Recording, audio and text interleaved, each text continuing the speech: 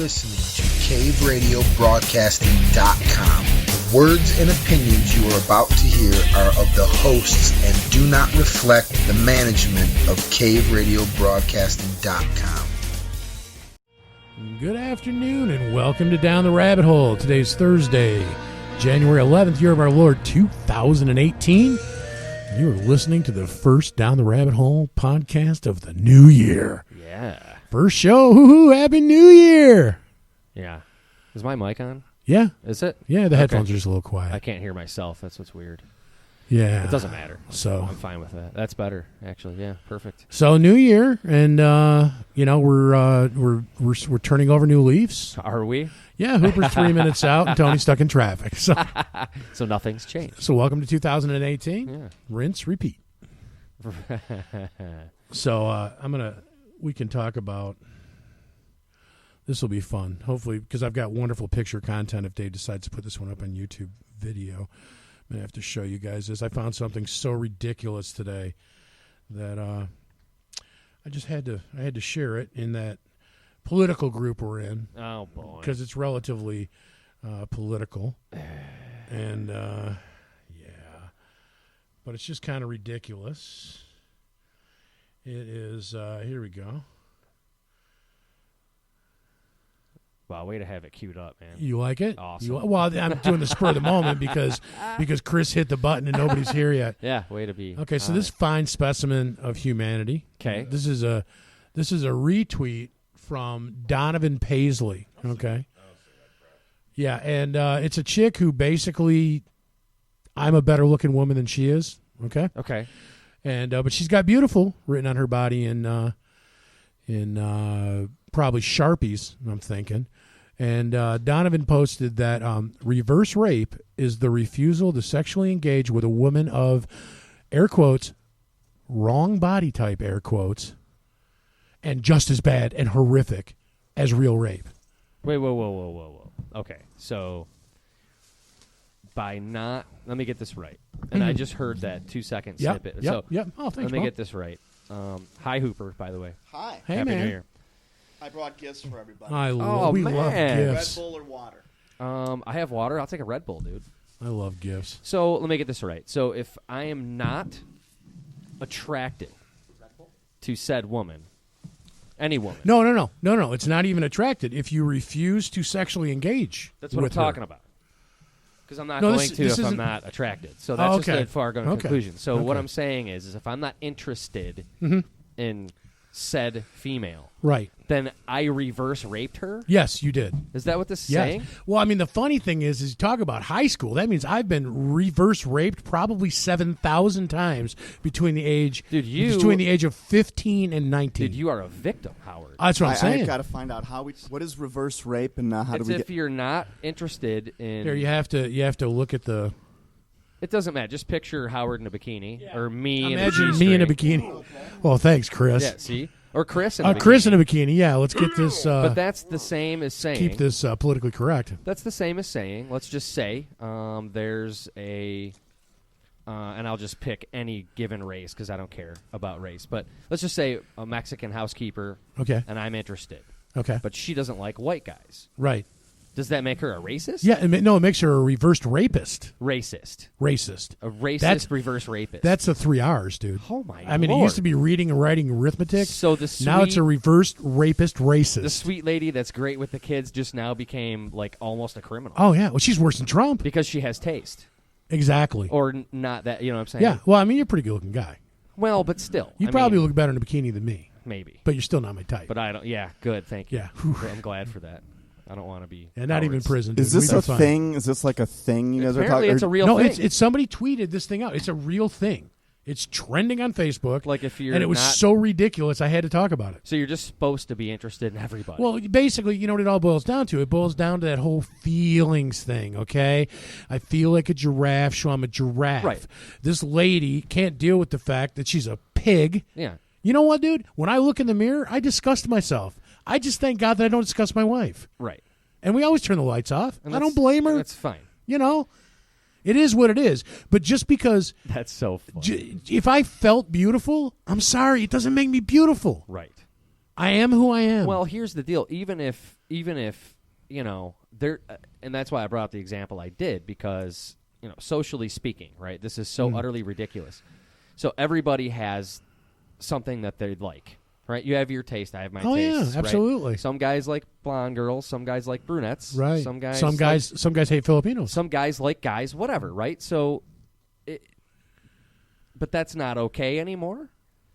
To like certain things, to have a certain interest. No, you must like everything. You must like everything, or you are a reversed rapist.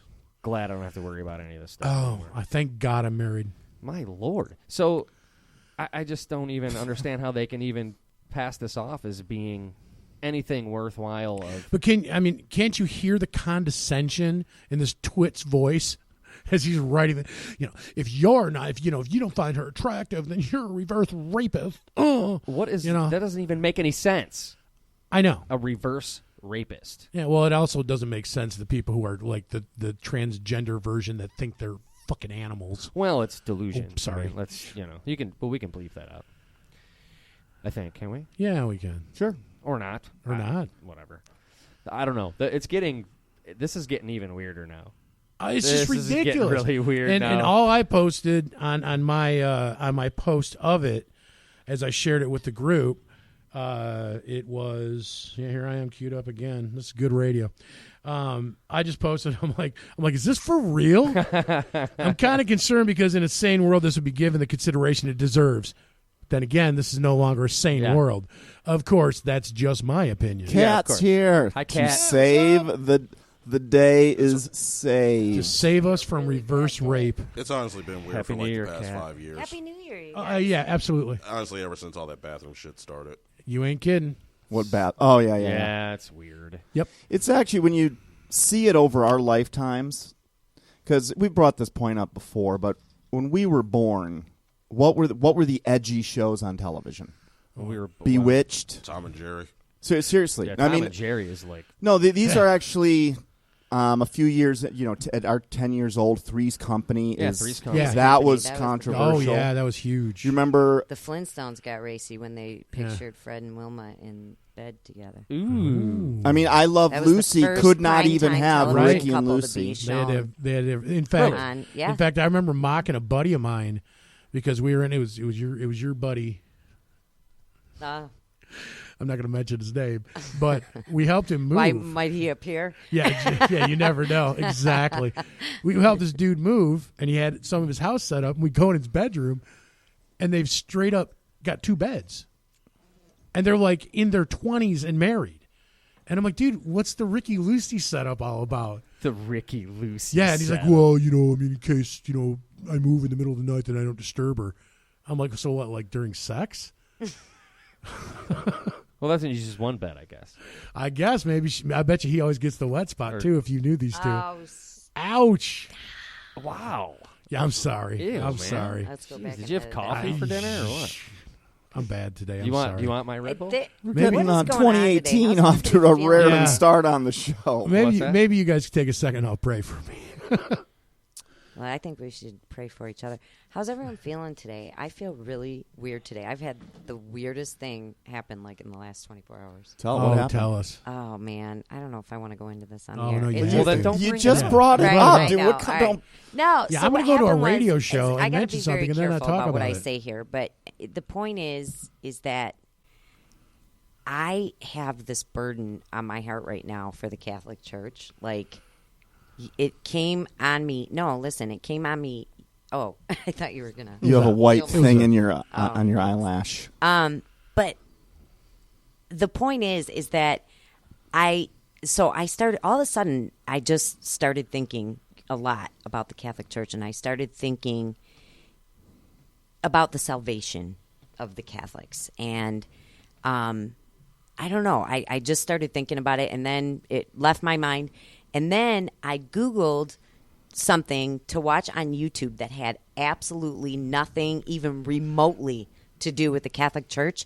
And the second video that popped up was the testimony from an ex-Catholic priest, right? So I watched this thing and I learned even more than what I already know, which is disturbing enough. Right. And so then I was like, God, show me if the Catholic Church is like okay. You know, I mean, it might not be the best way, but show me if it's an okay way, right? Oh, I think he wrote about it in 2,000 years ago.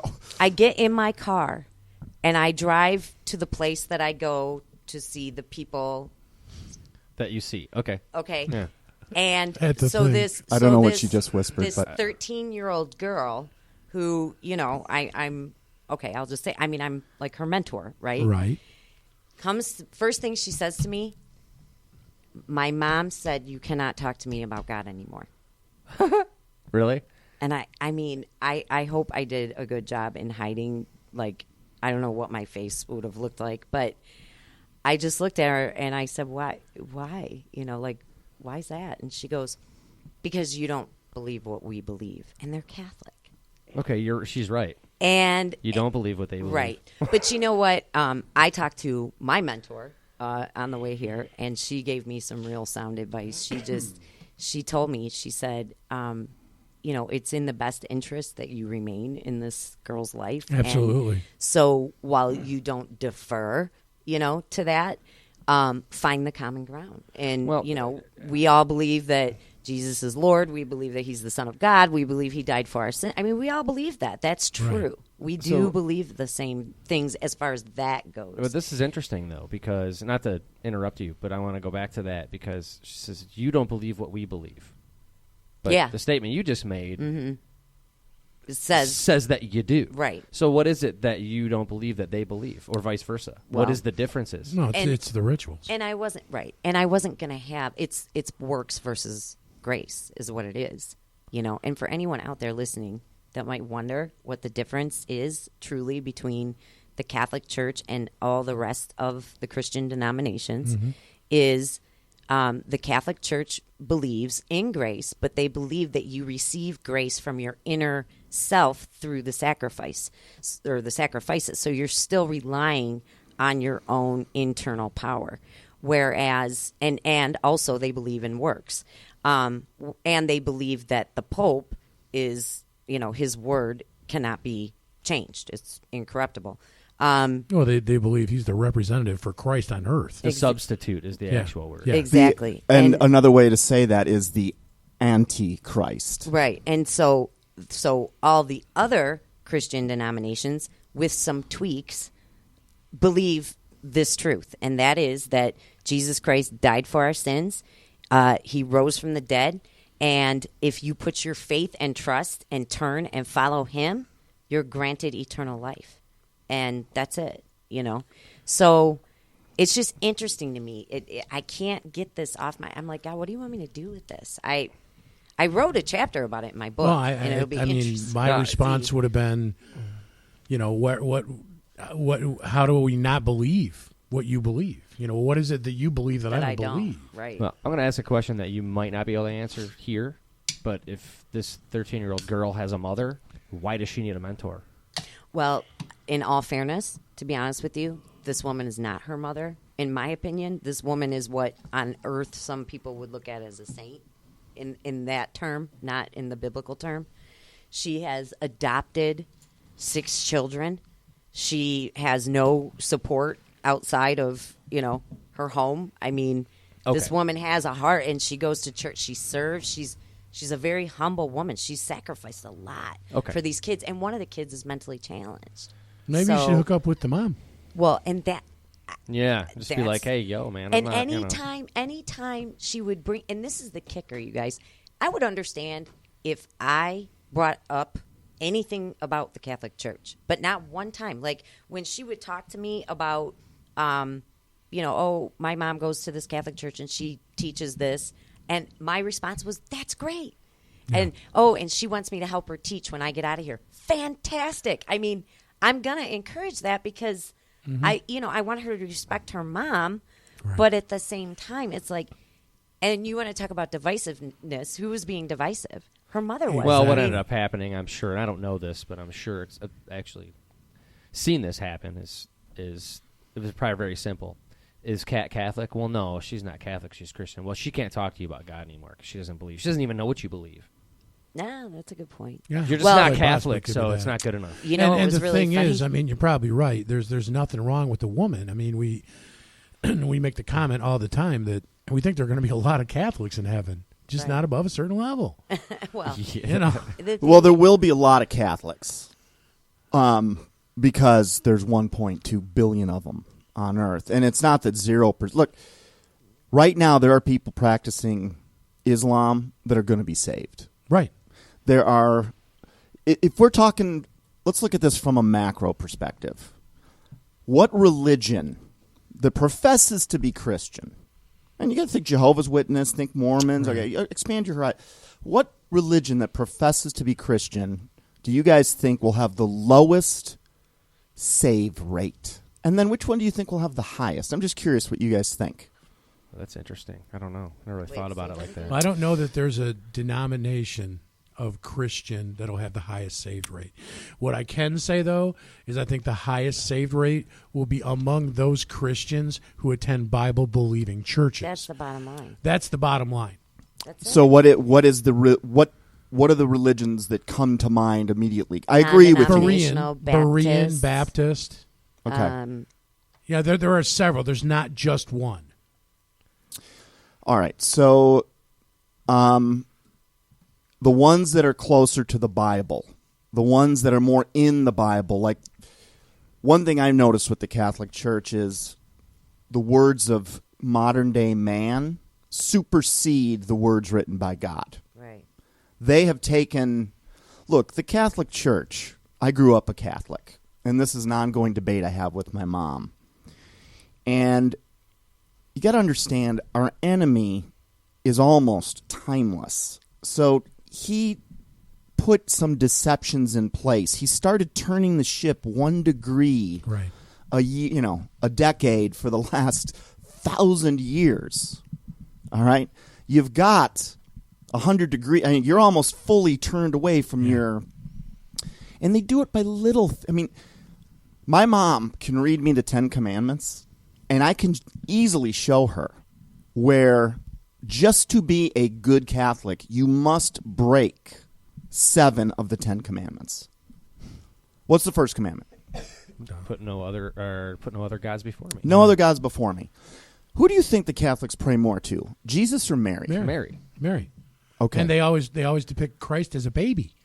Yeah. That's the other thing. It's the baby Jesus. Yeah. When I went to Bogota, I was like, It's creepy. I looked at my fellow Colombian missionaries. I'm like, you guys told them that Jesus grew up, right? Like you finished the story, and that's the joke. But it's not funny. It's funny, but that's who my mom prays to. She goes, well, when I pray to the baby Jesus when I... What? Oh yeah. No, that's who they... And a tuxedo You don't T-shirt. see a crucifix anywhere, man. It's I know. It's Mary always- and and- baby Well, Jesus. this is okay. So if Wait, you ask please, me, crucifix. first commandment, destroy. Yeah, destroy. They actually... I mean, the Pope gets on television for 2 minutes before the Super Bowl. All right? 2 minutes. Now, what's all... what are these religions founded on? Who is the main... Jesus, right? Yeah. You'd think the name would be mentioned even once. Never. No way. No. It never is. You know what the Pope did? He talked about how sports unite the world, and we need to unite the world into one loving... Again, the devil's not going to come with horns and a Yeah. red face and a pitchfork in his hand. He's going to come looking like it's right. This is it. That is what he's going to Well, do. he's gonna be carrying the title, the substitute of Christ on earth. Right. I mean, we're already so... We've I mean- now been conditioned to accept that there is such a thing as a replacement for Jesus on earth. Yeah. And he specifically... So this is another one of the things the Catholic Church breaks, is Jesus was very clear. He's going, look, now that I'm here, this begins a new age. And for the first time in history, humans had no power over demons, but now humans had that power. Jesus was the first one that did 2 things, at least 2. That is, miracles was not one of them. Miracles had been going on since the days of Moses. I mean, going back to the beginning of time. I mean, who threw that stick down in front of Right. Pharaoh and had it turn into a snake? Yeah. Okay, so that it's not that. The one thing he did that shocked everyone was what? To cast out demons. That was the biggest thing. What was the second thing he did that no one else had done? He raised the person from the dead. Exactly. Those two things. So this changes the age. And what is salvation? I mean, I want to say Jesus' answer to Satan, but it's really not like that because Jesus was running the whole show. It was all on his timetable. But after he gets crucified, salvation now can be gotten simply by belief. The whole point of the first 4,000 years of history was to show that none of you will ever be holy enough to get into heaven. You will never be clean enough to get into this clean room here, this germless clean room. You may think you're clean, you may scrub down like crazy, but all you need is one frickin' germ, and you cannot be in here. The only way to sanitize yourself is through this belief, and you open up to God, you say, let him into your life, and he does begin to change you. He begins to change your heart. He begins to... Now, if we're stuck on rituals and ceremonies, and these weren't really of God. Really, all the rituals that existed in the Old Testament were metaphors for what was going to happen to Jesus. Give me your best cows, your best vegetables, your best crops. Sacrifice it. And that's what God did. He gave his number one son, gave him up. And it's through belief in him. So Satan knows this. And remember, Satan's not a one-trick pony. So, commandments. First commandment is no other gods before me. Okay? Catholic Church just rips that up. I mean, every week is devoted to some other saint. Right. Saint Anthony, Saint Michael. They have prayers for dead people. Gabriel. You name it. Gabriel. There was I said gay people. I thought so too, but Gabriel the angel. They kind of do. The conversation. We should too. There was a conversation, if you remember, we've talked about it before. Pope, I want to say it was Pius the 13th.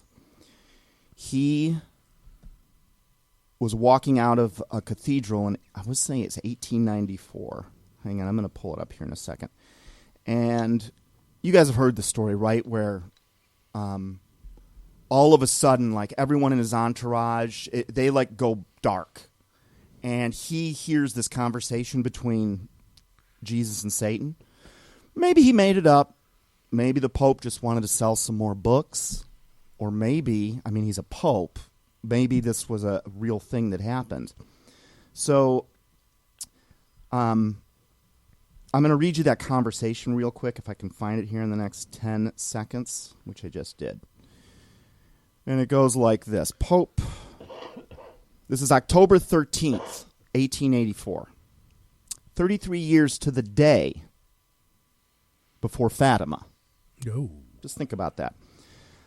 Exactly 33 years today prior to the great miracle of the sun in Fatima. And by the way, my mom believes in Fatima. And when I say my mom, she is your typical Catholic in a lot of ways. Like, she's my sounding board for Catholics. And they absolutely believe there was an apparition. My mom herself has seen an apparition with 50,000 other people where she saw the sun wiggling. And I'm just like, I'm like, Mom, you know that can be faked. She's like, son, no. That was God. And I'm just like, Mom, you're getting primed for a deception if you believe a little light show in the sky is something that only God... I mean, if Catholics ever actually read the Bible, what does the Bible say about... Yeah, exactly. The angels, they're evil angels will be dressed up as angels of light. So don't be... God didn't say it wouldn't happen. He said be careful about which ones. So 33 years as Pope Leo, not Pius. Pope Leo the 13th had a remarkable vision. When the aged pontiff had finished celebrating Mass in his private Vatican chapel, attended by a few cardinals and members of the Vatican staff, he suddenly stopped at the foot of the altar. He stood there for about 10 minutes as if in a trance, his face ashen white.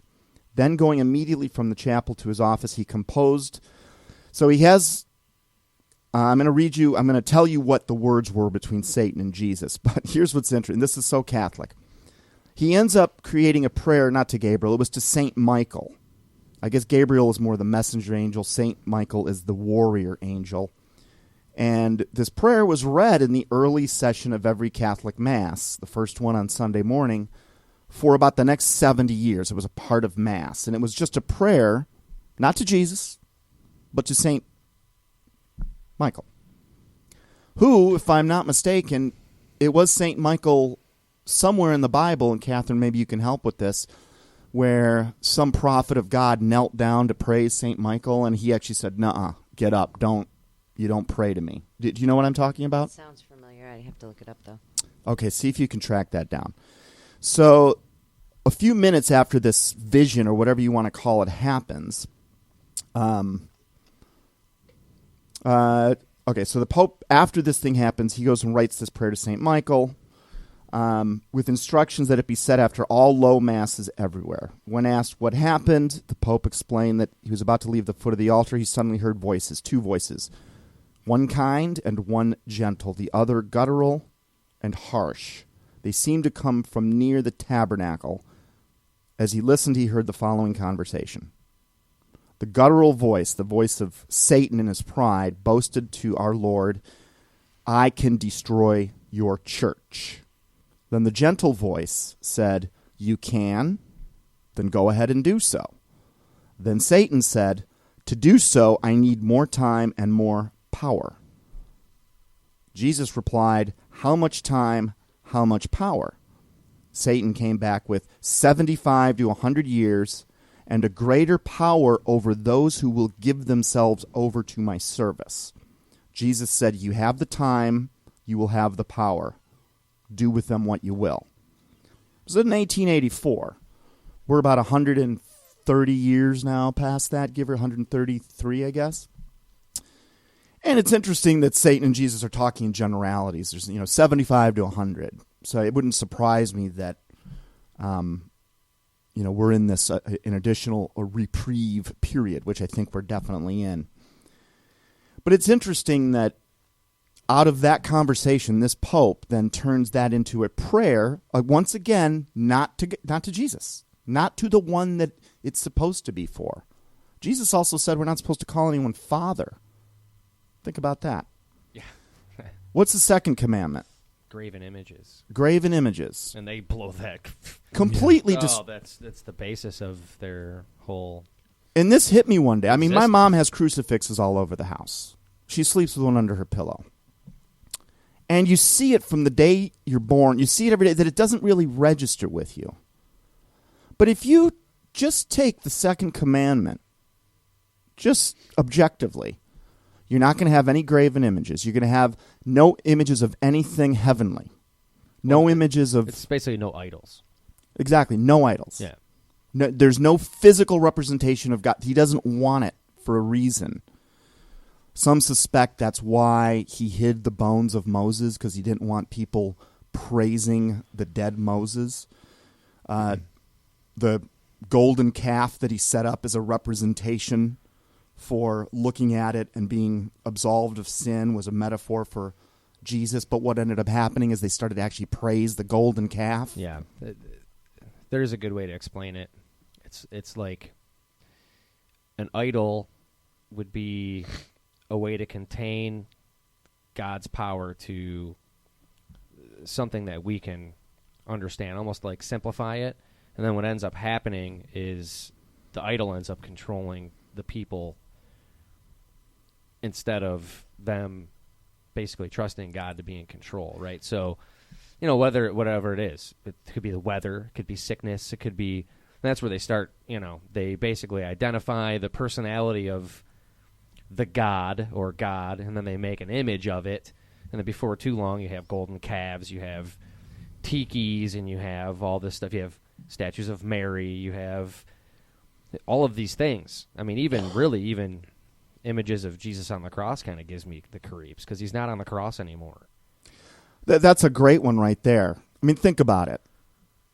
Catholics walk around, just a plain crucifix is one thing. Like if I had to pick between a plain crucifix and a crucifix that actually shows a beaten, bloodied man who's about to die, it's like probably the hardest moment he ever went through. And for any of you that have ever lost someone close to you, and I think most of us have, would you walk around, like, if I lost my son, let's say in a car accident, would I walk around with a picture of him when he was at his prime and in his beauty, or would I walk around with a picture of him in that car? Would I walk around with a picture of that car accident and his bloody face all over the place? Do you understand how sick that is? But because that was a deception put in play so long ago by our standards, it was done in the last days by spiritual standards, we pea-brained humans think that it's okay. It's been authenticated by time. But that is... Here's the verse. Okay. It's Revelation 22:9. It says, but he said, it says, I, John, am the one who heard and saw these things. And when I had heard and seen them, I fell down to worship at the feet of the angel who had been showing them to me. But he said to me, don't do that. I am a fellow servant with you and with your fellow prophets and with all who keep the words of this scroll. Worship God. I don't know what angel it was. Let's see. It says John and the angel. You might have to go a little earlier to see which angel it was. Well, there's a lot of angels. There's only 2 named. In the 66 books we have. Right. More than ever, I really believe the apocryphal books. Now, here again, we think, oh, those were kicked out of the, those aren't in the Bible. But the scriptures, what the scriptures were when Jesus was on earth, actually included all those apocryphal books. Revelation was written in 90 AD. All of the apocryphal books were in common circulation, all of them. And now the book of Revelation specifically says don't add or take anything away from this particular book. For 400 more years, those books, 300 and some years, those books were part of the scriptures. They are referenced in the New Testament. There are callbacks to Enoch and the book of Enoch. There are callbacks to the book of, that was in Jude. But so if you take it from the moment Christ said, what are the scriptures, those were the scriptures. So 400 years later, those scriptures get removed. Thank you, Catholic Church. That's who removed them. I mean, it was done through some pagan Caesars who then started calling themselves popes when the conversion happened. And the information in those books fills in an incredible amount of detail. You take the book, there's 3 books of Enoch. Enoch 1, I absolutely believe, was inspired by God. And some people may, it does not conflict with a single thing that is in the 66 books of the Bible we have today. But it fills in a hell of a lot of detail. And this book, which I suspect might even be the oldest book in human history, I mean, this was Noah's grandson. Lots of things survived that flood. There was a lot of things on that ark. And is it so far-fetched to think that the book of Enoch was one of those things? Because it predicted the coming of the Son of God in the future. Now, how can you predict that if it's not inspired? I mean, that has to have been an inspired book, in my opinion. There's an Enoch 2. When was it written? When do they... This is why I think the explanation why it was removed was because the original is not preserved, because it's a pre-flood text. It could have been written on stone tablets. It turns up on papyrus in 1440 BC. The original's not preserved. It's because there's no way to have a preserved original, right? Because we don't have any originals of any of the Gospels. We have none. Yeah, but this one, I mean, there's not even because it would be pre-flood. Enoch, 7th from Adam. So then wrote it wouldn't this. have been. So there's just. So it wouldn't have been written. Well, it was written. Well, and clearly, it was passed down.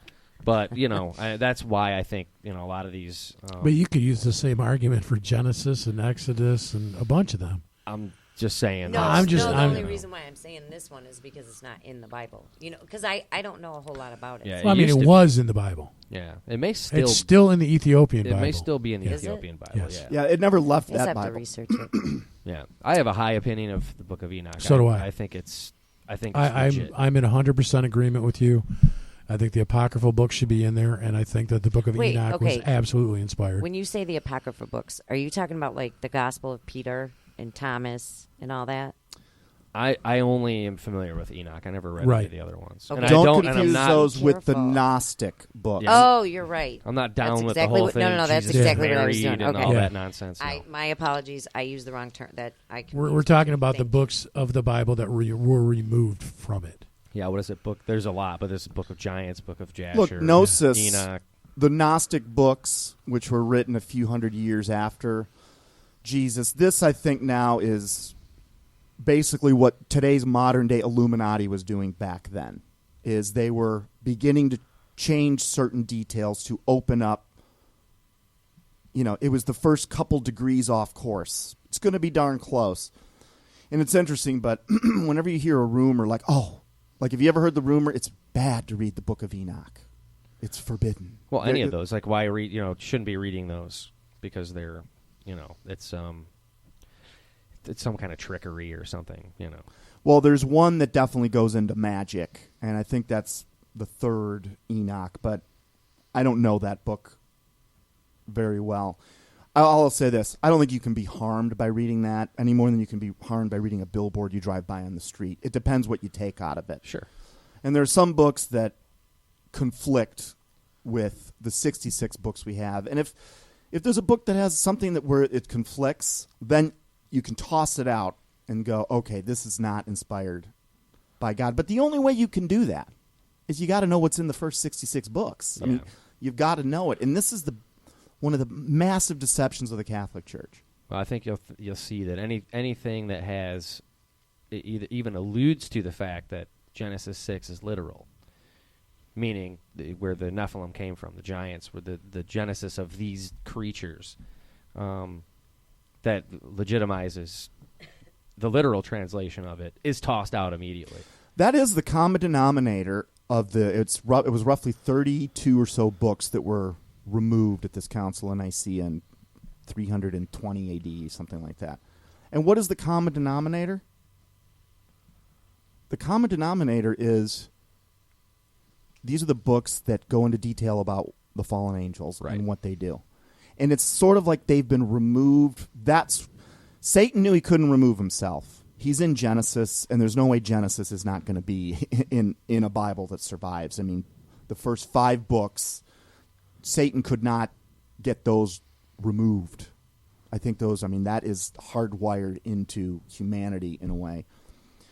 So he couldn't hide himself, but he could hide his army, and he did. And I think that's when you find the common denominator of what those books all have in common, they all talk about what is going on in the angelic realm, what powers these guys have, how they operate, what they do, what their limitations are, what they're responsible for, and that is what's been removed.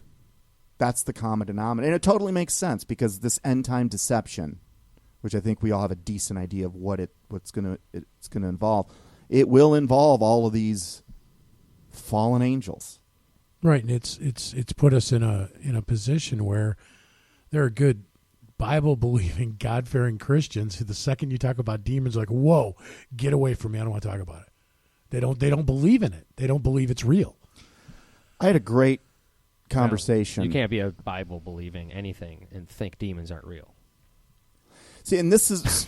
Well, That's not true. necessarily demons, but the you know what I'm saying, the fallen angels and a lot of the stuff that, you're right, not demons. I mean, that's right there. No, not so. demons, but you know what I'm saying. Yeah. All right, so I want to ask you guys a couple. First of all, I want to get through a few commandments, and then I want to ask you about some philosophical questions about how we view the truth of Jesus and how close to ground zero do you have to get to the target to be safe. Quick sidebar example, for instance, take the Mormons. Okay, do they believe Jesus? No. Well, hang on. Well, they believe in If Jesus. I sit a Mormon down and I go, "Do you believe in Jesus?" What are they going to say? They're going to say absolutely. Okay, now, what else do they say that we would not agree with that it frankly is not in the Bible? Well, God and Jesus are separate beings. That Satan is the brother of Jesus? There's that little That all tidbit. Mormons, and I didn't even know this, but Mormons expect to become gods along with Right. Jesus? And they'll get their own planet or something like this. Okay. Yeah, yeah. So now the Mormons, they believe Jesus is the Son of God, and they believe he died for our sins. Wait.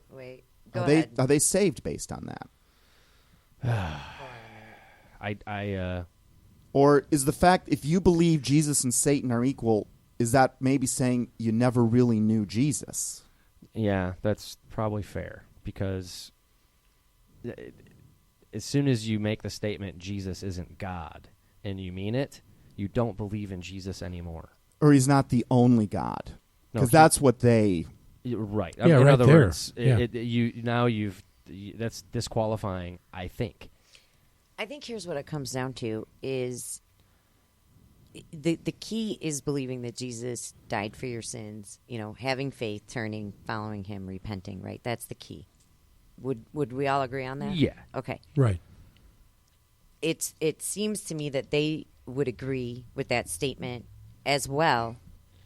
But so now the question becomes, what added to a faith makes it not okay? Could you add something to faith? Ooh, this is good. Could you add This something is to so a faith weird that you are bringing this up right now. that would make you lose your salvation? In other words, according to the former Catholic priest that I was listening to today, the Catholics truly believe that if you don't believe in everything the Catholic Church holds to be doctrine, I'm talking the entire catechism of the Catholic Church, if you pick one part of it and go, I agree with all that except for this one thing, you're automatically excommunicated. I mean, it happens like spiritually, but wait. So I guess the thing is they also believe that if you're excommunicated, you're going to hell. Right. So right there, we stop. We say, yeah, they believe Jesus was the Son of God. They believe he died for their sins. They love him. Some of them know them personally. Yeah, they pray to Mary. They pray. So the question becomes, is praying to Mary and the saints, is that grounds to lose your salvation? That's really, I think, what we're talking about. Is the Pentecostal belief that if you don't speak in tongues, you're going to hell? Because they got everything else right. But is that one thing right there, is that going to cause them not to be in heaven because they who is the person that Jesus is talking to when they say to him, Lord, Lord, Right. we prophesied in your name, and he says, depart from me, I never even knew you. Yeah. He's talking about one of us. Right? Well, I think the way to simplify that is what you'll find that's common, and I think this is probably fair, and this is common between Catholic Church, Jehovah's Witness, Mormons, and maybe even Pentecostals. I don't know this far into it, but they will have you believe there's no salvation outside of those organizations. Right. Right. Period. I've heard that there's no Catholics will say there's no salvation. salvation That's what outside I'm of the saying. Catholic Church. That's what I'm saying. And so because they believe that. Now, I wouldn't say that precludes them from entering heaven, but I will say God does not like that. Well, because it pushes a lot of people away from him, I think. Well, because it's not true. Right. It's a lie. Does anyone have any gum? So he Yeah. doesn't like that. So they have some issues to work out. I won't say I don't know. I'm not God, I'm not so judging I don't know. their hearts. You know what I'm saying? I don't know. Anyway. Now but they're probably going to have to answer for these things. That's why I think we brought up Well, percentages. That means we're going to have to answer for any sin. Well, I got we do, a lot too. to answer for. Oh, believe yeah. me. But that specifically, I'll be in the if- principal's office a while. I'll never say something like, hey, you know what? The fact that you're Hindu right now today means you're never getting into heaven. Because who am I to say that? Right. But this is what they're saying. They're saying you could never go to church, never enter into the building any time in your life, and have greater faith than anyone else, let's just say. Serve the Lord, believe in Jesus, you know that Bible, you study it, you follow it to the T as best you can as a human being, and it doesn't matter that you never stepped into. But this threatens these organizations, right? Because now if you need them to go to heaven, then, well, where are you going to go? And you're going to give them money, and it becomes a business at this point, and it's deceiving, it's deceitful. So when I see, well, you cannot be saved if you're not a Jehovah's Witness. that is a blatant lie that goes right directly contradicts what God says and what Jesus says. So I don't know that I could say that because they believe that, because the people that maybe at some level in this organization, those people are probably going to burn, right? But the people that are going to church, But now you're saying there's certain they're levels deceived. of sin and No, certain, no. You know what I mean? No. the people going to church are deceived. So are the people doing the deceiving. Unless they know they're deceiving. Well, Usually. okay. So now we're talking about It's intent. All right. I think Yeah. in most cases, most people are just ignorant Well, Yeah. they're being tricked. or Well, stupid. you can turn they're that not around. deceitful, but they're at a certain level. We do get into It's on where purpose. people are willingly deceitful, Right. and Sure. that there is a special place for Yeah, them. there's a problem. Ignorance is a sin. I mean, and Jesus was very clear about it. Don't be deceived. Don't be ignorant. How many warnings did we get? Yeah. Tons. You know what else this priest said? And I don't know if any of you had read about this or thought about this, but it's interesting. He said the reason why the true reason why the church does not allow the priests to be married is so they can control them. Or And so they I can. never thought of it like that. Well, the way it's worded is so they can better serve the Lord. Right, but it No, but I'm basically saying- came right. up so that they weren't passing their property along to their heirs. Right. That's right. And it went to the Catholic Church. That's right. exactly when they did it. That's it. That's why right they there. enacted it long after the Catholic Church was Yeah. founded. And look, if you think about it, this church, which was founded roughly, I mean, Catholics will say it was Peter, the Right. who started it. On this rock I will build my blah, blah, blah, blah. But this organization that had nothing but the poorest of the poor followers, that's it. That's all they had. It's beginning in roughly 300 or so AD. Can someone explain to me how the Vatican has become the wealthiest per capita state on the planet? How is it that the Vatican is sitting on several floors, hundreds of thousands of square feet of treasure and Well, I think money? They are the wealthiest organization on the planet. I think How it started. I think it started with the Knights Templar template, if you will. You had all these people who had amassed huge fortunes, and back in the day, you were able to buy your salvation from the Catholic Church Part of it. for the right price. Yeah. And so these people are donating lands and money and property, all kinds of things to the Catholic Church that it just keeps forever. I mean, what's a few thousand acres in France in 1000 AD? It's worth nothing, Yeah, and it probably was only a tenth of somebody's estate. But now you take it a few hundred years in the future, they've had this land forever.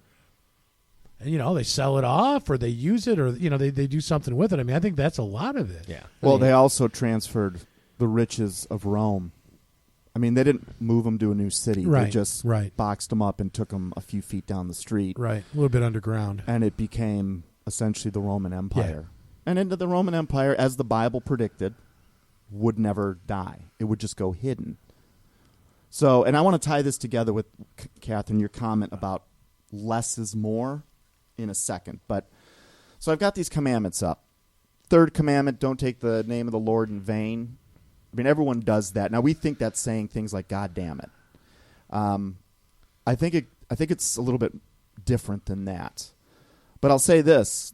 The Pope has written on his hat, basically, representative of Christ, vicar of Christ. Christ on earth. He is a divine human on earth, which is Impossible. BS. Right. Okay, fourth commandment. Remember the Sabbath day. Ah, yeah. What's the Sabbath day? Saturday. Saturday. So Saturday. clear. It's a commandment. It's number 4. Who changed the day of worship to Sundays? Hold on.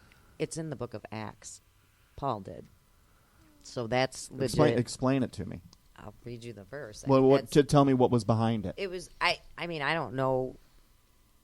I don't know what was behind it, but it just says that was the thing, and so that's not a. What I don't happened think with that's a Saturday, Catholic then? thing. I'm about to find out. All the best pagan parties were on Saturday. Probably. Now, actually, Yeah, according right. to Ellen G. White, the reason why they changed it from Saturday to Sunday was to attract. It was to make it easier to convert pagans to Christians. Yeah. If it was the same worship day, they were already used. It ties into sun worship. It ties into sun worship. Yeah.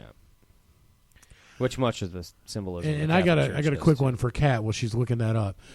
Based on your whole, other religions and believing extraneous things out of the Bible on top of the fact, the two major ones that, the only way to the Father is through the Son.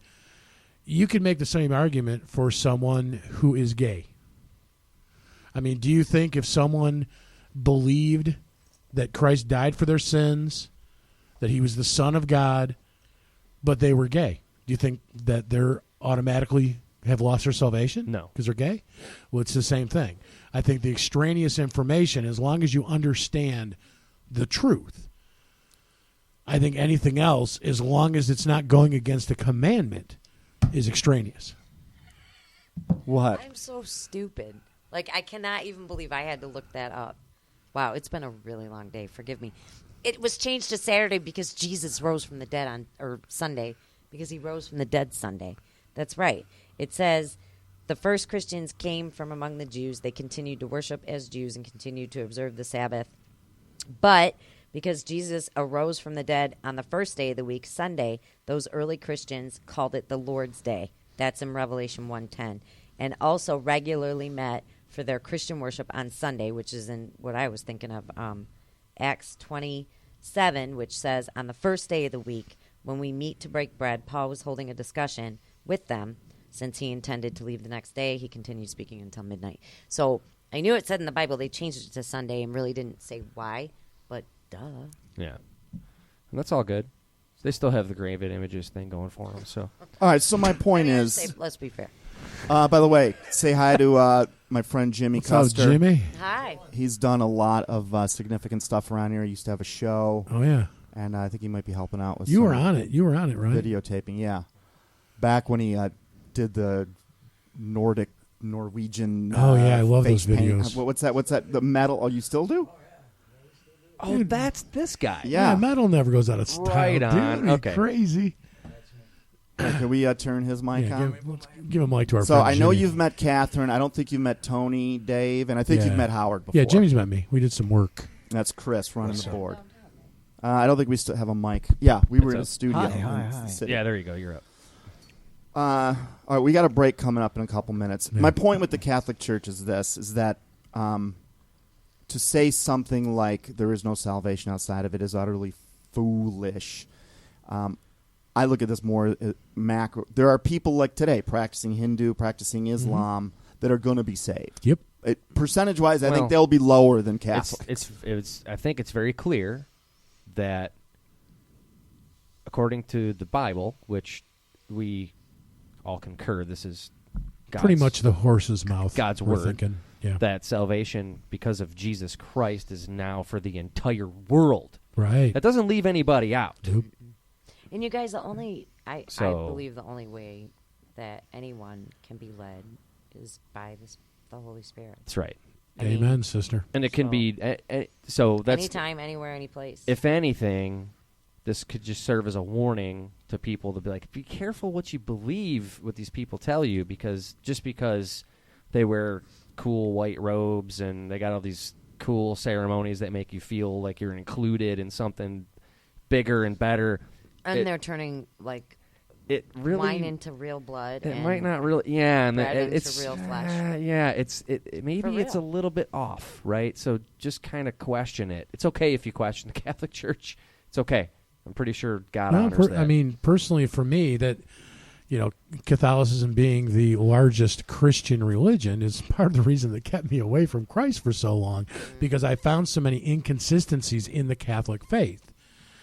And it was when I finally opened my eyes and realized, you could read this book called the Bible, yeah. and just take your direction from there. Mm-hmm. That's how it's done. Like I do these just informal little surveys, just anecdotal surveys where I'll ask a group of my friends' moms are together. I'll just be like, "Hey, how do you guys get to heaven? How do you think you're getting to heaven?" All of them will say, "Well, I just hope my good works outweigh my bad." Yeah, right. And I'm just sitting here going, "Holy!" That's really not how it Here's the works. common denominator: is they're kept from reading this real thick, hard to read book, which it doesn't need. You don't need a lot of motivation to keep people from wanting to read this thing. Heck no. But especially the King James if you look version. at the commandments objectively, the Catholic Church is effing those up across the board. Then you take a Matthew. Now the whole Catholic Church, the entire prayer is based on repetitive chanting. Repetitive. Right. Yeah. So here's Matthew 6:7. That's another one. That we know that one.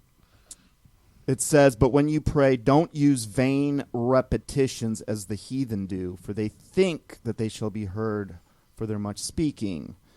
And think about that. So I don't. Hold on. The joke I have with my mom is that I think because she definitely believes Jesus. Yeah. I mean, if she's not saved, dude, we got no hope. But I do think there's going to be a slap on the wrist for her, or something where she gets pulled aside and just like, Julie, all those prayers you did to Mary and all these repetitive prayers, I stopped listening to those when you were 13 years old, right? Yeah, but literally all that time, that's just going into nowhere. Right. And the Queen of Heaven, by the way, Is that Julie, like a spam folder? that is Yeah. not the mother of Jesus Christ. The Queen of Heaven was a demon from the Old Testament, all right? Because they think the Queen of Heaven is Mary.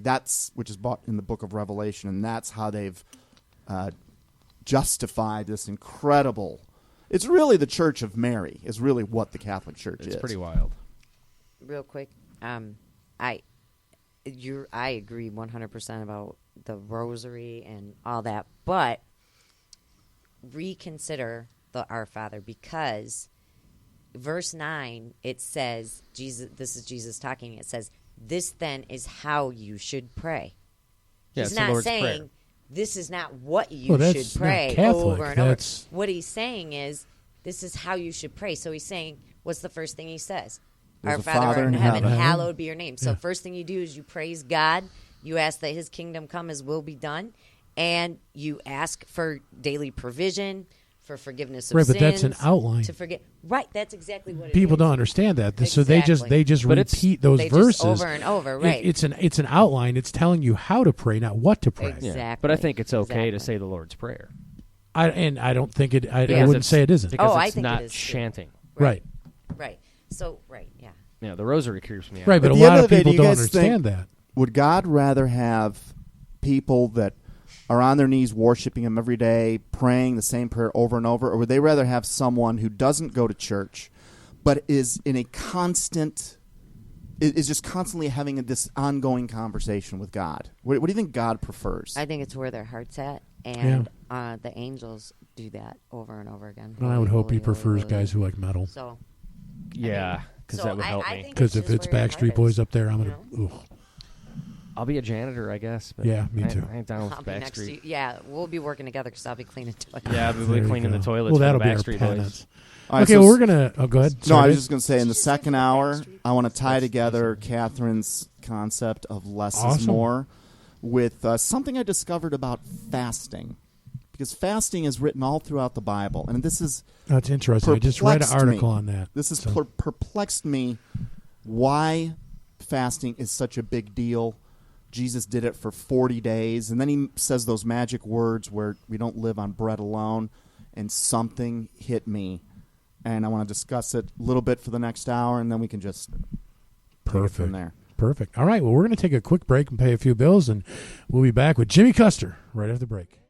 Welcome back to Down the Rabbit Hole. We got our buddy Jimmy Custer in here with us today. We got a full crew. Cat decided to make the place a whole lot prettier.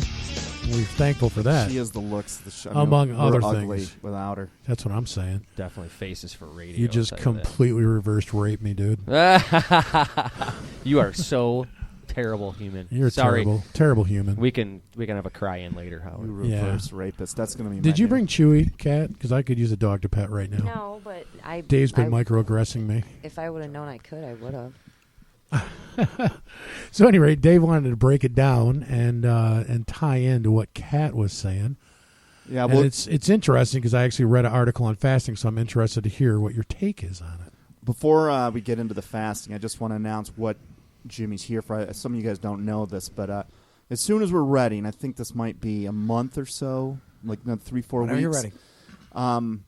We are going to be putting together it'll end up being a 12-part series, and I want us to break down complete. So this will be shot over like 6 Thursdays. 12. There's 2 parts per Thursday, and I want to do a full breakdown of how Satan operates, who he is, how he got here. Let me see if I can find. I can never find it when I need it. What a pain in the butt. Here it is. Right now it's at 12 episodes. Episode 1 is Satan's profile, his background, his motives, and his goals. Episode 2 is the stakes, the battlefields, soul, your life, earth. Episode 3, break down Satan's army. Part 1 of Satan's army is the spiritual realm. Then the next episode would be part 2, the human realm, because he's got minions in both. Parts 5 and 6, or episodes 5 and 6, is how he does it. His communication methods, how he operates. Part 1 and part 2 of that.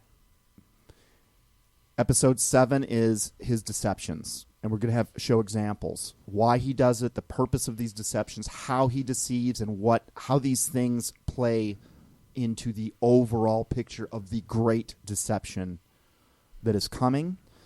Then episodes 9 and 10, we're going to be talking about Satan's coming attack, the coming deception, what we can expect.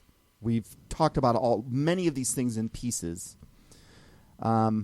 Episode 11 is how to fight back and what to expect. And then at the final episode is the final outcome. What side of this fence do you want to be on? Because you got to, not picking is picking. This is something that we've been conditioned to not really think is anything we need to worry about. Choice is too hard, don't make it. What's interesting about that is there's a term now for people like that in popular culture, and they're called the nuns. Not like, the habit wearing nuns, but NONEs, meaning one way or the other, they don't care. They don't think about it. They're going to care one day. They're not concerned. They will. Maybe not now, but they're going to. And that demographic is really growing. Well, isn't that speaking of the rise of apathy? Yeah. Okay. That's mentioned somewhere, isn't it? I think so. Oh, okay. So we want to produce this, put it on DVD, and this will end up being probably a 2-3 DVD set at the end of the day. Jimmy would handle filming us here in studio, and then we want to just be streaming live going forward after that. We'll doctor it up with heavy graphics and examples, and we're really going to this is going to be like a 12-part documentary. I'm going to produce it, and I think this is something that we can sell to churches, frankly. I think these are people that there's a big market out there for this, and we have a rare expertise in this subject matter. So I think we need to do something with it. So that's something we want to talk about. We want to run it through here, and so I got to wear nice shirts and stuff. Media is the way to go. Look at Jerry. Look at how good he is, huh? Jerry who? Jerry, your man on the CNBC network, whatever it is, the Christian broadcast. Falwell, yeah, there you go, see? Oh, yeah, the minute you start mentioning famous Christians, I start rolling my eyes going, what's wrong with them? See, media, there you go, media. I'd rather not media be works. With Falwell or Swaggart. Swaggart, there you go, Swaggy. Jimmy yeah, Swaggy. we might want to be dressed up a little bit for those. Dress up. So I'm not wearing a tuxedo. The world will be or watching like that, but well, I won't wear my shop clothes. I'll bring a change. Yeah, let's look like we should be listened to, even though we shouldn't. But let's just pretend. Can I make a suggestion? Sure. The thing you're going to do about the episode about how he's going to do it. Do you remember that story that I read you? I think I read it on the air about Satan calls a meeting with all of his angels, and how they're going to do it is by distracting us with all the crap that we're distracted with. Do you remember me what would be fun? I don't know if you guys can do this, but make it look like Satan is gathering his angels and giving that speech.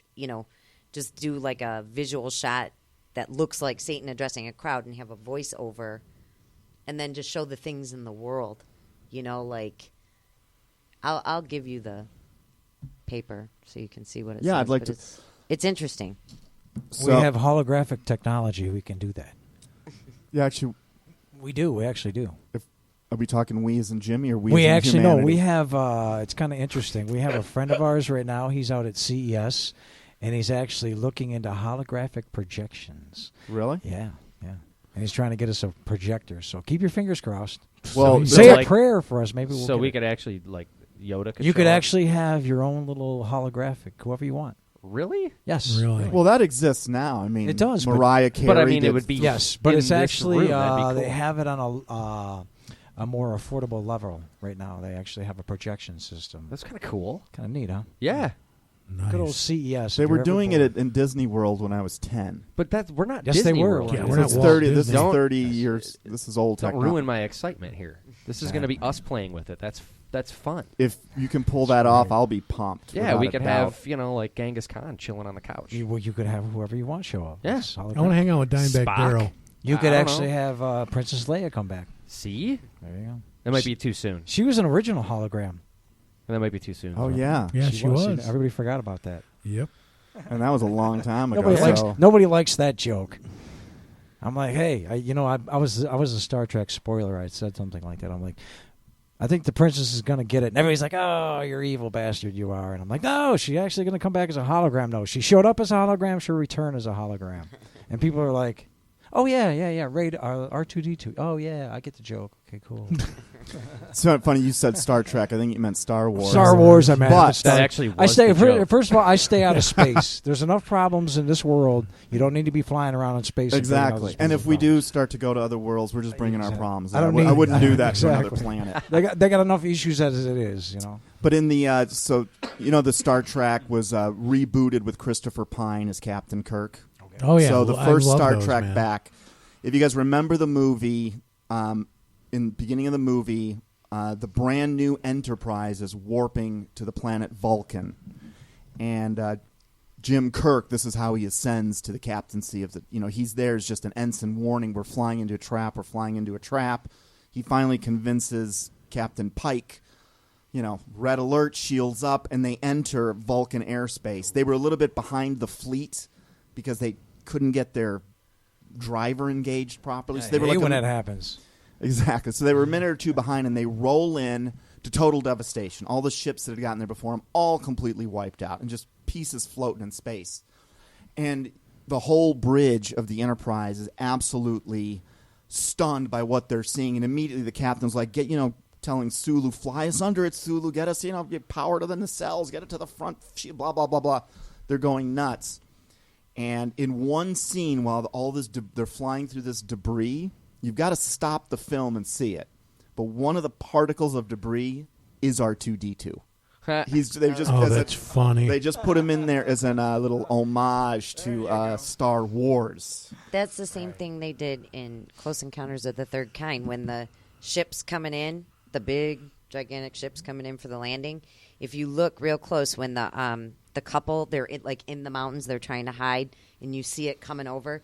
If you look real close, I think it's R2D2 is hanging from the Oh, from the bottom of the really? ship. Oh, Yeah, I'm look going to at- check yeah, that out. yeah, check it Okay.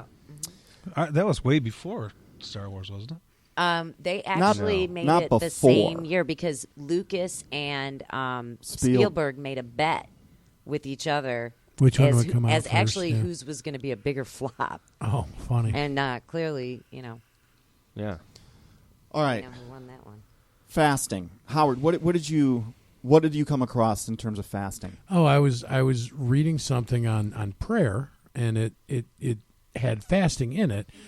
And I mean, when people talk about fasting, they're always talking about food. Okay, I mean that's usually what you think. You think of Ramadan or whatever. You're praying, you fast for a few days. But fasting just means abstinence from something. So you can honor God if you say, you know what, I'm not going to. It's like the Lent thing. Lent's a 40-day fast. Yeah, it's a fast. That's what it is. So if you want to give up watching football, for 40 days. That is considered a fast as much as not eating or giving up chocolate for Lent. And I found that fascinating because they were like, you could abstain from technology. You could, put down no YouTube, no Facebook. Part of it is a sacrifice, but another big part of fasting is, especially fasting from food, is you're so hungry, like you're kind of forced to think about, you know what I mean? Like you're depriving yourself, so the only thing that can fill you is the spirit. That's why a lot of people do spiritual fasts like that. Fasting in the Bible is always food. Right. Nobody's giving up polo for the weekend in the Bible. Well, it's got to be I something hear you, man. that, like I said, it was an article. You can't I didn't say do without. You You can't just give up, Diet Coke. I mean, you could give up water. It's got to be something you cannot do without. Like that. At least you're convinced. Cigarettes. Yeah. Right. I mean, you could fast from cigarettes. I would think you're addicted to it. I'm convinced I can't do without them. Well, it's tough. Now, if you tried a fast, hey, maybe that's the way to quit. Maybe everything else has failed. So, one thing I've come to really believe is that everything that's written in that book, there's so much more behind each word than if you just read it superficially, you'll miss a lot. And that's what I used to think. Okay, fasting, it's like this ritual that a human can do to show that, he's willing to suffer for God. That's what I was raised to believe, I guess. And something was bothering me along the way because we've talked about it on here before where sometimes we all at least I did at one time, thought, God is a teetotaler. He's always telling us what not to do. Don't go drinking too much. Don't do this. Don't do that. Don't have sex with just random people. And I, like a good Catholic, was taught to believe, these are all, for whatever reason, God doesn't like them. But every time I've dug in deeper, there's always something much deeper. Like in Leviticus, for instance, he says no tats. And then you start you start hearing from some witches and people that work at tattoo shops, and they basically take all that blood and they do some nasty stuff with it, demonic shit with it, more so than you could ever imagine. Same thing with Planned Parenthood and things of that nature. And there's always seems to be, and for whatever reason, every time that there is like some spirit cooking thing or something that has to do with the demonic realm, blood and semen are always parts of these like concoctions. Yeah. Okay? And for me, every time I'd hear like everything that's in there, I think has it's much deeper than just, oh, God just wants you to suffer. So this fasting thing was already on my mind because it's written throughout the Bible. It usually is associated with a type of cleansing. And this is where the less is more concept came in, because right now, the way we're indoctrinated this has been going on for hundreds of years, is that in order to cleanse ourselves, in order to get better, we have to take something in. We have to take a pill or eat more of this, or you guys following me? Yep. So I started looking into why people fast, what it is. Not the religious type of fasting, but there is a much bigger school. It's not even in the United States, because the AMA controls our doctors. I mean, that's who controls the courses that are distributed to universities, and this becomes our medical institution.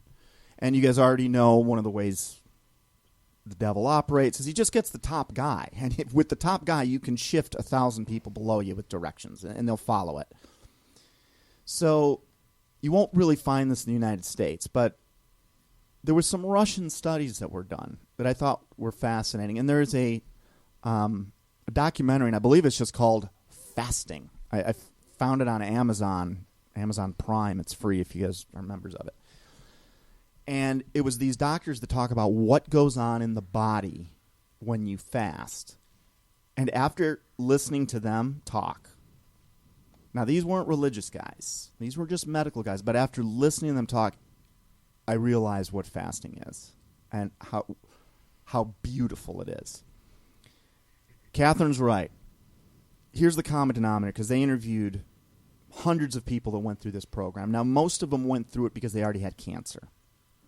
And they found out that if you fast before chemotherapy, the effects of chemotherapy, you don't even feel them. Typically, though, with chemotherapy, you feel terrible. I don't know if anyone here has ever had chemo or been close to someone that had it. It's, their chemo is killing the whole body, really. Poison. And they just have to find the right balance, enough poison to kill the cancer, but not so much that it'll kill the whole body. It's a ridiculous method. But, of course, it's pounded into the medical institution from before we were born. And, again, the same deception that's carried forth in our educations. They grow up thinking that, we're in the right ballpark with chemo, and then there's adjustments to that. But they're just completely off on the wrong path. So what a number of these doctors have discovered, and these guys very openly talked about the incredible amount of pressure they were getting from drug companies and the AMA to shut the hell up. Because basically what this one researcher said, he goes, look, if I could produce a pill that would have the effects that a fast would have, this would be the highest selling pill in human history. But because there's no money in doing nothing, you'll never hear about it. And so it seems that here is the common layout. Now, I'm getting this from a non-religious source. This was not based in spirituality or anything. This was just a medical documentary on the physiological effects of fasting. The first 3 days suck. Like, you're hungry, you are... the third day is the toughest. And it's funny, but all of these people kept saying the third day was the hardest. The third day was the hardest. And there are so many levels of meaning in this world.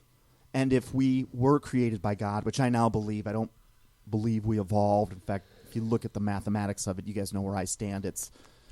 You can't prove evolution, you can't prove creation. You can't disprove creation, but you can disprove evolution. It's mathematically a ridiculous theory, but the same way the AMA gets indoctrinated to do their thing, we are raised from an early, we're pounded with evolution. Every show assumes evolution, and even when there's scientists on TV are talking about it, they start from that perspective. So, if we were created, and God puts together 15 billion lines of DNA code, which we've discovered that this was happening as we were kids. And understanding that DNA code is what wipes out. There are many ways to do it, but one of the ways you can realize evolution's impossible is to get your arms around what this computer code was that existed in Darwin's simple cell, which meant Darwin's simple cell was not simple. It was a microscopic, invisible to the naked eye particle, which ironically God said the world will be made up of what's invisible. We didn't know that until about 1945, 1950 when we started doing serious genetic testing. And we had microscopes with the ability to get in and see past just the atomic, but to get into the subatomic, where we've come to find everything from quarks to strings to the things that make up what Darwin called a simple cell. And one of those things was DNA code, a 15 billion line computer code with 4 proteins or 4 enzymes that all have to go. And the way that they work together determines who we are and what we do. Can I just give you a picture? The best way to explain it is saying that what you're talking about is the result of the way evolutionists explain DNA, from the goo to the zoo to me and you, would be like saying the Library of Congress was the result of an explosion from Howard's print shop. There's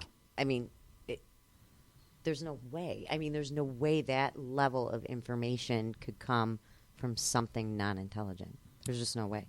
Well, Without a designer, you're saying. right. Yeah. Randomness does not become more organized. Now, there is a Right. theory of evolution, but that means it's unproven. But there are laws of thermodynamics. Right. And the Entropy law and of whatnot. entropy, which is that things break down, is a law. Right. That's not a theory, that's observable. We've seen it in everything. Interesting that, we've all heard, we only use 10% of our brains. And we now can say that somewhere, depending on the genetic research you're talking to, we use between 5 and 15% of our DNA. Do you find that interesting? Yeah. Okay. So there's a whole lot of code in there. You sounded kind of British there for a second. I did? Yeah. Oh. You find that interesting. There's a lot of code in DNA that... Now, God's not messy. He is he's precise on levels we can't even comprehend. That code, there's something that code does. We're not even aware of some of it. I mean, we're learning how to, if you want your kid to have blue eyes, you go to genome 305, and then you go to marker B on the fourth enzyme, and you flip it from a positive to a negative, and your kid, we can now do these things where we're really getting our hand into God's program, his main base program. And I give the Microsoft example of anyone that's used Windows. You throw in one random character into that computer program and the computer shuts down. Mutations don't make us better, all right? We are not here because we mutated. And we didn't have a human male mutating at the same time as a human female. And they both mutated randomly into these completely compatible creatures that somehow give birth to. Please. If you really try and picture that in your head. Anyway, the theory falls apart. And the beauty is, you got Richard Dawkins on television, and then you have an entire media tsunami from kid shows when you first start watching television to the stuff you watch when you're on your deathbed that just bombards you with evolution. So we come to accept it. We just sort of, but you can't find a scientist out there hawking, not Stephen Hawking. You can't find a scientist selling evolution. None will do it. These are the conversations they only have, at someone's house over cocktails with 5 other professors who are like, well, I'm not teaching evolution because it's just a ridiculous theory. And I can't tell you how many scientists get into their field, and when you go to the nth degree, many of them, they basically find God. And there are a lot of geneticists and biologists that have done this very thing. Guys that were raised to believe that there is no, they're looking for answers with an assumption already in place, not knowing that assumption they're making is going to ever keep them from finding out what's really going on. So, flashback to the fasting. The common denominator in these patients was the first 3 days were very miserable. And I do find that there's something interesting about the fact that it's 3 days. Because that's, 3 days is often a lot. It's how long Jonah suffered before he was shipped off to Nineveh. It's how long Jesus was in, a lifeless cave before he came back to life. You talk to all of these people that have no biblical background at all. They're just subjects in an experiment because they were willing to take a chance late in life because, cancer is known as a killer. And they all said the same thing, that by the 4th day, they stopped feeling hungry and this sense of euphoria came in. They were mentally much more aware, much more in tune. They were operating better. And these are all these people talking. And a lot of them, they were doing this to limit the effects of chemo. But with many of them, the cancer itself just disappeared. Completely disappeared. And so it then goes into these great little displays showing what's happening to our DNA over this period of over the first 3 days, and then what happens to it over like the next 21 days or so. And I'm not right now suggesting anyone go fast. Has any of you guys fasted? I'm going to try this without a doubt. I've done 5 days recently. Yeah? And I would agree with what you're saying right there. Really? After about the third day, it's like you're a ball of energy, and things are going quickly in your mind, and it's weird. The 3 things that humans burn for energy, glucose is number 1. And that's the immediate, we eat sugar, that gets burned first. And if we don't burn enough of it, that it starts to... Then there's lipids. And then what's the third? Well, lipids are fat. Right. And then there are proteins. Fasting works like when you start to fast. So they showed the spectrum of DNA. And they showed the DNA strands that were active in the first 3 days. And you can see that there's something strange going on. It's like the body is going into some sort of a different mode. And here again, because I don't believe we were evolved, I think the abilities of humans are much, much greater than we even know ourselves. I think much of that information was removed by the evil one himself. So when God sends Jesus up to fast, or he suggests to his others, fast, I don't think he's just doing it because he wants people to just suffer for me. That's not his MO now that I'm getting to know him. There's something about it that improves us in some way. It does something. And Satan's whole trick from the beginning of time has been to introduce things, to introduce problems. He usually does it in pairs. So he introduces, Zoloft, and then he introduces Wellbutrin, for instance. And he gets us to argue which one of those two are better. Never once considering the exact opposite, which is less is more, which goes back to what Catherine brought up in the first hour.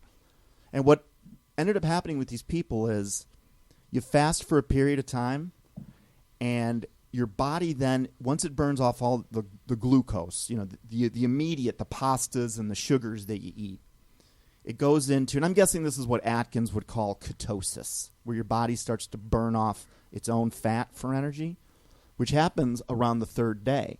And when that starts happening, once your body has made that transformation where it's not getting energy from the things we take in anymore, it now goes and looks for energy from inside. And that's when it starts to burn this. And it burns the fats. Can I interject?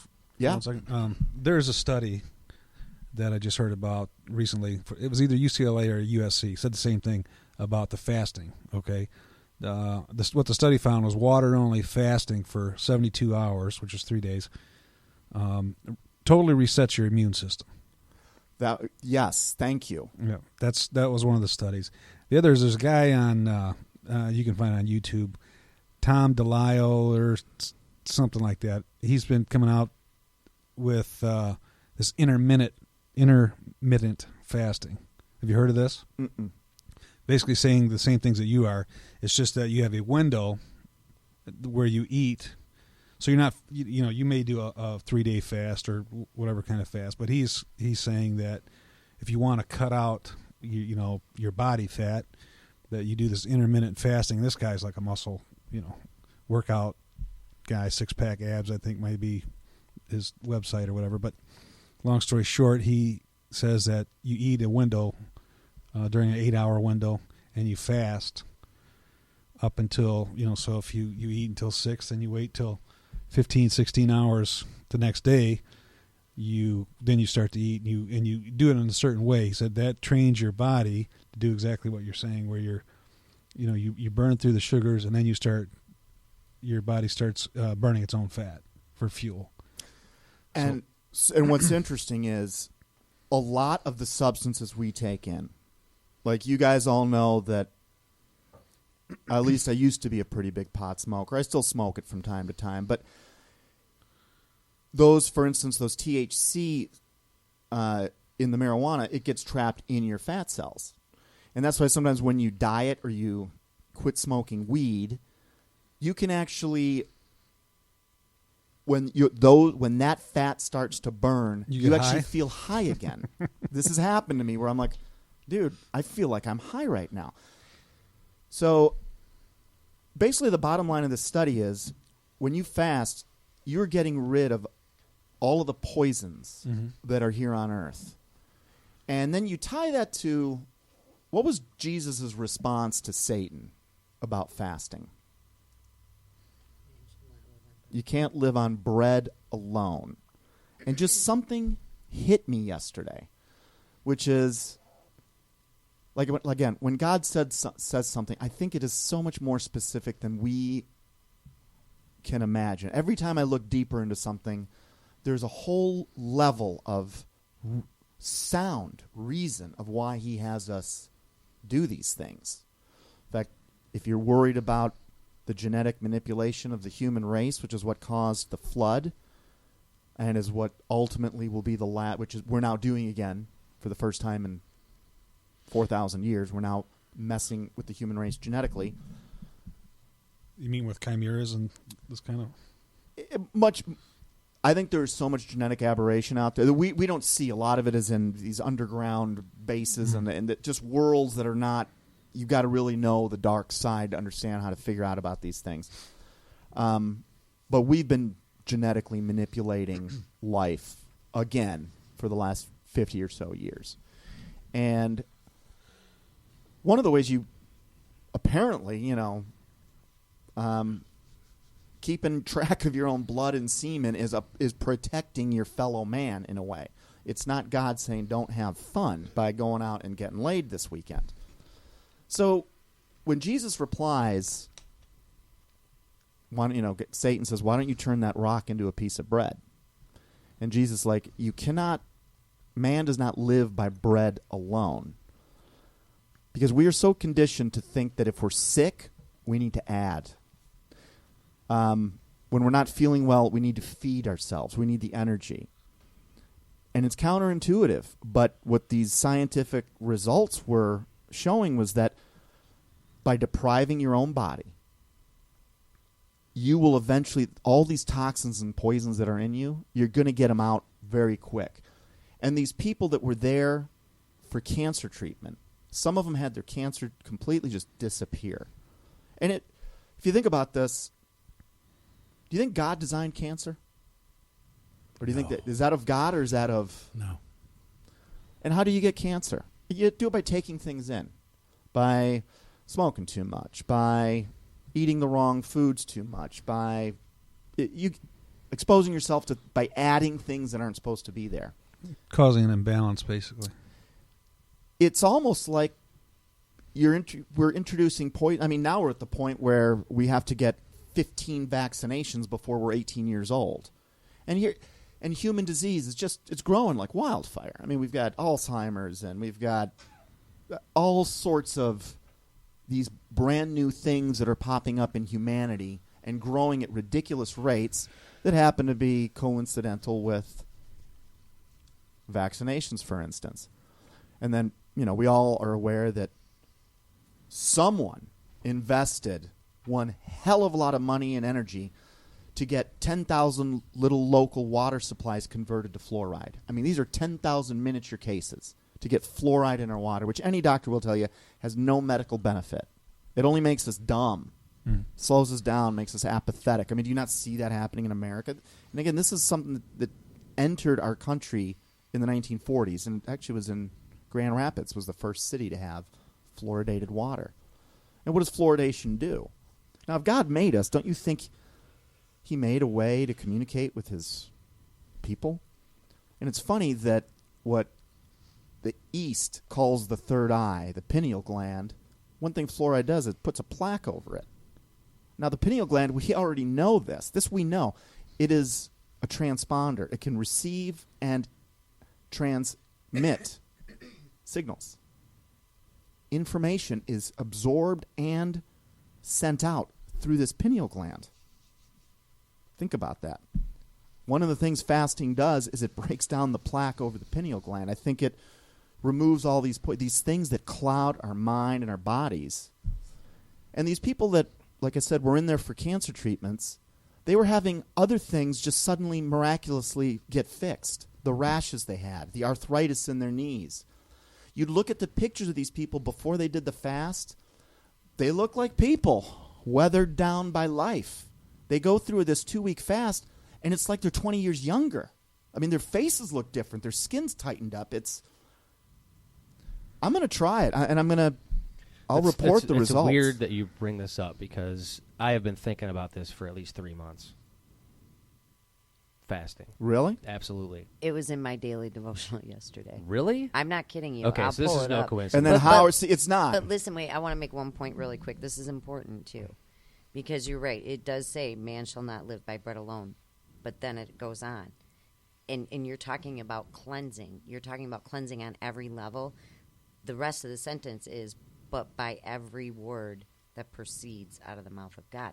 So the idea of fasting isn't just, and I know you're just talking about the physical aspect of it. I know you yeah, I'm just talking about the results of this study. Which, right, no. I know you prefaced that, but I'm just adding to that and just saying, that's the point, from a Christian perspective or a spiritual perspective, is to, connect with God on a deeper level. It's like a spiritual cleansing, I guess. Sure. I want to find my. Go ahead. But I see. I would say that with what you're talking about, your pineal gland, right?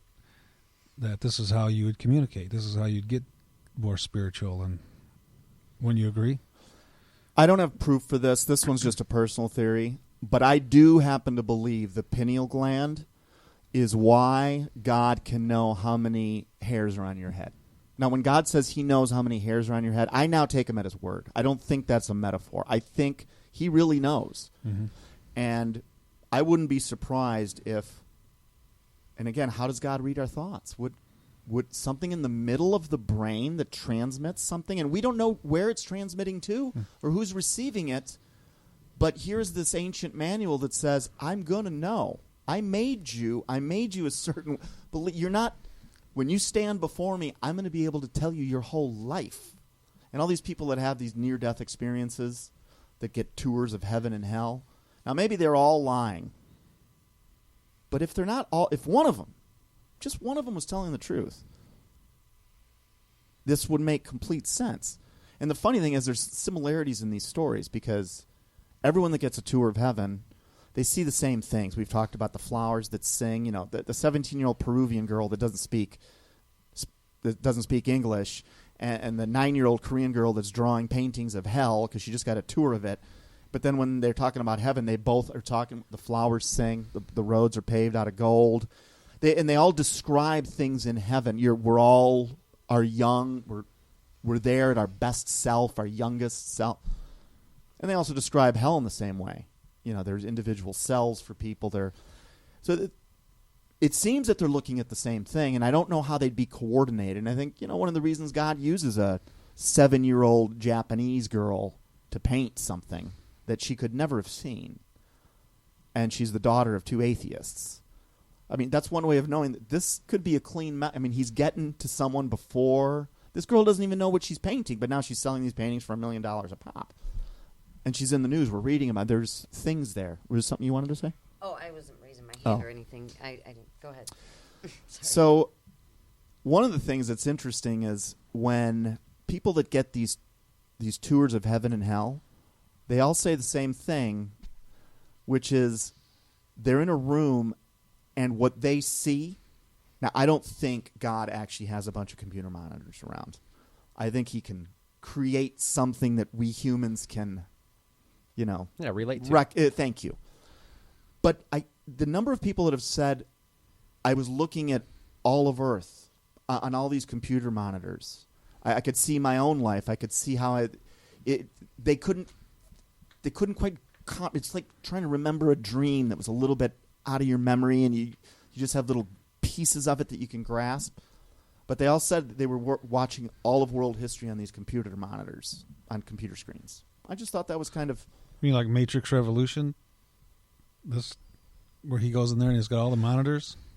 Interesting. I wasn't even thinking about that, but like that is a hyperactive metaphor for humanity, if you ask me. So, wouldn't it be interesting if one of the things, fasting isn't just a sign. You got to have faith to fast. Now, some people might fast simply because God said it, and they don't know why they're doing it, other than he said it's a good thing. But then all these other benefits come in, and it gives you this mental clarity. These people talked about feeling spiritually alert. They were in tune with, they could feel what the person next to them. You know how there's some people that are in tune with that? They can tell if you're in a good mood or a bad mood, or you're giving off a good vibe, a bad vibe. Well, we all have some recognition of spiritual elements that are outside of our five senses. So I'm really interested in trying this. I've been, like I said, I actually, it started longer than 3 months ago because I had watched, Derek Prince, who's now dead, but I was listening to. He said it's not if you fast, it's when. Well, I got something out of it. It was talking about fasting, and someone had asked him how because he fasted a lot, and it was always prayer and fasting, very biblical. So it would be for some purpose something he's praying for, and he would fast along with it, and the whole period of fasting was accompanied with prayer for some specific reason. And someone asked him how much in his lifetime that he's fasted. He said he doesn't know a lot. Well, he actually sat down to figure it out. And the best he could calculate it, he had spent 8 years of his life fasting. 8 years. And he was diagnosed with cancer at one point and it totally beat it. And it disappeared, gone. Because of some random kid that contacted him out of nowhere and wanted to meet him and asked if he could pray with him. Right. And the next doctor checkup, the cancer was gone. Really? Yeah, that's a Derek Prince story. Well, and why is he no longer with us? Because he was old. 90 something. Oh, okay. Yeah, he's dead now. Well, you know how I said my devotional from yesterday? That was this morning. It says, this was the first thing I read this morning. Then John's disciples came and asked him, how is it that we and the Pharisees fast often, but your disciples do not fast? And then it goes on. But weird. No, it's not a coincidence. It's something that I've been really considering. And actually, the reason why I was going to fast was to quit smoking, which is what you just brought up. Funny. That is why I want to do it. Because right now I don't think there's any other way I'm going to be able to do it. So what are you going to not smoke or not eat? No, I'm going to fast for real, not eat, like a water only. Oh, fast. and then try to and do without the. If you're thinking about doing this, look into it. This guy was giving out 250 calories a day to these patients, not enough to live on. So the body was still forced to seek energy elsewhere because the 250 calories wasn't enough. But the other thing that all of these people said, almost uniformly, they all had this unbelievable sense of happiness, euphoria, not a temporary thing. It's like whatever, like they literally exorcised a bunch of demons when they fasted. I want to actually do the John the Baptist thing, but I don't know where I can find locusts. So, but I would totally do that. You will have to. I'm thinking China. I will need to be on a deserted island for 3 days. No one should be around me for those 3 days. Yeah. Not at all. But same thing. Because right now, when I'm stressed out, maybe I'll take a Xanax or I got a pain in my lower back. I'll take a Vicodin today. Those things just start to pile up in your system, and if you can solve all that by going in the exact instead of figuring out what the next cocktail of solution is going to be that you're going to take in. Some of us drink to make our problems go away. If you can go the exact opposite direction, link up, clean up some connection with God, and have that. Yeah. So. Well, that's it for me. I'm doing it. I just got to figure out when. Yeah, I'm going to read more about it. That's very interesting. Possibly, if we all brought it up. So at the end. Right. Yeah. Give me the marker. Let me write it At the end of the day, we were a little biblical today, but we should be. We definitely usually focus on. For me, it's a little more interesting, maybe because we know it better, but I'm still fascinated about how the dark side does what it does, because it is. But I think we're getting to the point where there's no more secrets there. Bottom line is this. We are not talking about this stuff to glorify anyone else except for the one person you need to know, and you need to get to know him if you would like to ever get off of this rock. I'm not talking about your physical body. I'm talking about your spirit, because we are spirits that have a body. We're not bodies that have a spirit. Get to know who Jesus Christ is and exactly what he did. It is your only way out of here. Buddha will not do it for you. The Mahdi will not do it for you.